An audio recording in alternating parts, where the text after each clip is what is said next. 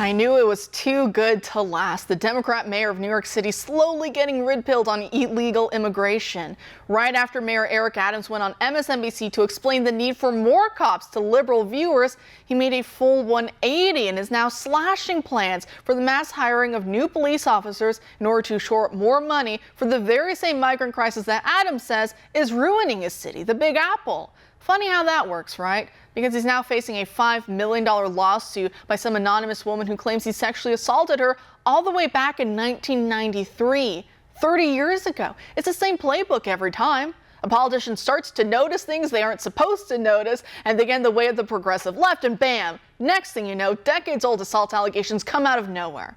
And after all the other fake or wildly embellished Me Too scandals, the believe all women ones that plague Supreme Court Justice Brett Kavanaugh, not the ones that outed bad guys like Harvey Weinstein, but perhaps the media machine has learned its lesson over the years, because someone like Christine Blasey Ford torpedoed her own credibility by not knowing anything, not the elect date, time, year, or exact place, or what happened of what was supposed to be one of the worst days of her lives.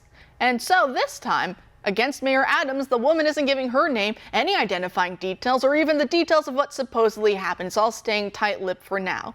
All we know is that they worked together for the city in 1993, and that Adams allegedly sexually assaulted her and then retaliated against her. Those are the accusations. Whether or not he's guilty, I can't say. The only aspect I can definitely comment on is that she stayed silent throughout his mayoral bid and other professional milestones, only speaking out now when the mayor was slowly becoming more red-pilled on serious issues that will affect Democrats heading into next year's presidential election. They can spin all they want about the migrant crisis only being an issue for racist Trump supporters. But now that even their wealthy liberal enclaves are being affected and they can't just call the cops anymore to remove people who look like they don't belong, well, now they're stuck. And a Democrat like Mayor Eric Adams gives vent to that while working with Republicans on areas in which we can agree. And since the far left can't be having any of that, we get some vague sexual assault allegation, and then we get Mayor Adams walking back his promise for more cops just days or a week or so later in order to keep funding the migrant crisis. Same pattern every time. Once you keep your eyes out for it, you won't be able to stop seeing it. Joining us now to discuss is John Schwepp, the Director of Policy and Government Affairs for the American Principles Project. John, thanks for being back tonight. Hey, thanks so much for having me. Great. So obviously none of us knows if Mayor Adams is guilty, but as always, the timing is quite telling, would you say?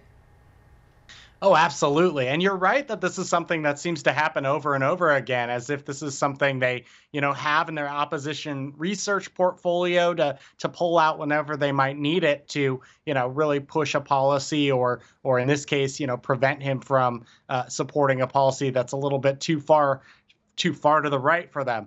But, ultimately, I think what's happening here is that you are seeing more and more Democrats starting to push back against this far woke left, really pro-crime position because they understand politically it doesn't really work for them. And if they continue to, allow the BLM crowd and the really woke, police abolition crowd to drive their policies going forward, it's a huge liability for them as they go into 2024.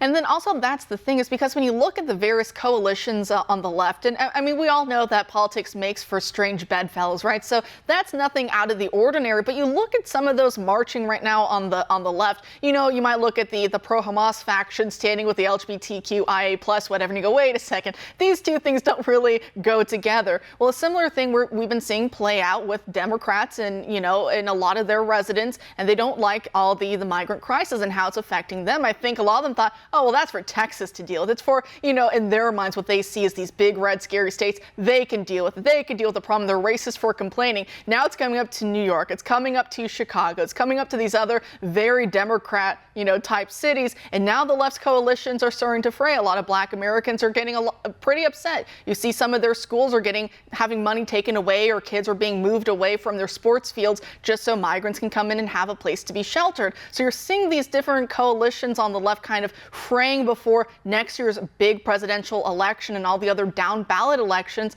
Is this a time for Republicans especially to be kind of exploiting the cracks that are opening up right for us?